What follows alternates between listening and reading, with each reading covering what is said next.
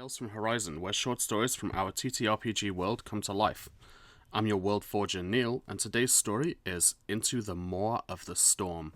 Let's begin. The Vanguard was the finest vessel ever built in the shipyards of Talvesh, a marvel of Sebeki engineering. Its hull was reinforced with abyssal coral, its sails woven with enchanted silk to resist the fiercest of gales. It was made for this mission, to chart the uncharted, to claim the impossible, to pierce the heart of the eternal storm. Captain Elithis Stormsinger, a phoenix-born of the Windborn, stood at the prow, eyes fixed on the shifting black mass that churned ahead. The storm had been growing larger, its lightning now laced with streaks of green. He had studied every legend, consulted every ancient text. If the storm had an eye, a center of calm, then perhaps it could be navigated. Perhaps within it lay the lost island of myth. His crew was a mix of the daring and the desperate.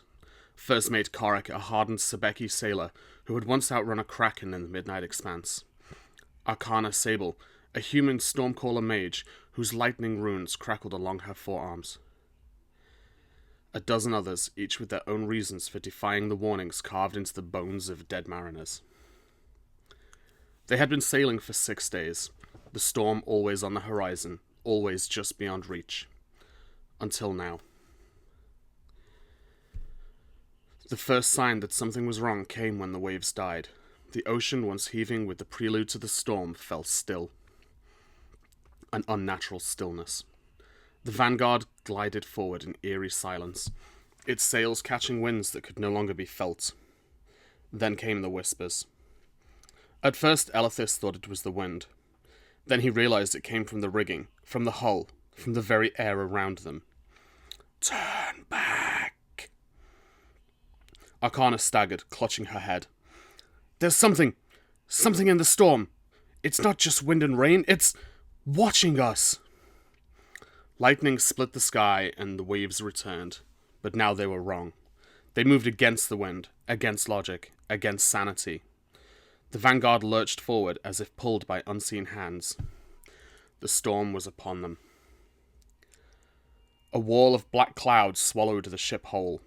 Rain fell like needles, piercing through cloth and skin. The wind screamed, howling with a voice that was almost alive. Korik roared for the crew to hold the line, to reef the sails, but it was too late. The storm had claimed them. Lightning danced across the mast, turning wood to cinders. The sea rose, lifting the Vanguard high before hurling it down into the abyss. Shapes moved within the storm, towering figures of mist and shadow with eyes like burning coals. Elithis saw them, and they saw him. Then came the light.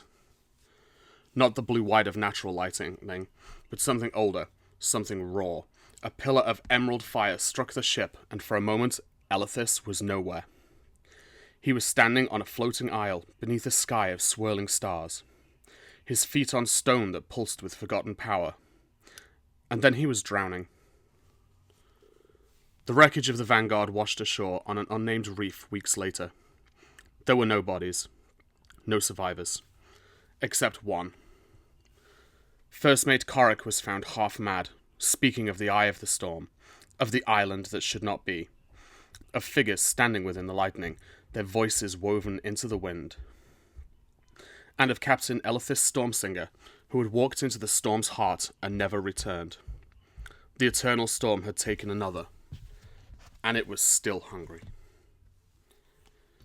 This story takes place in Hor'Izon, a world built for tabletop role-playing.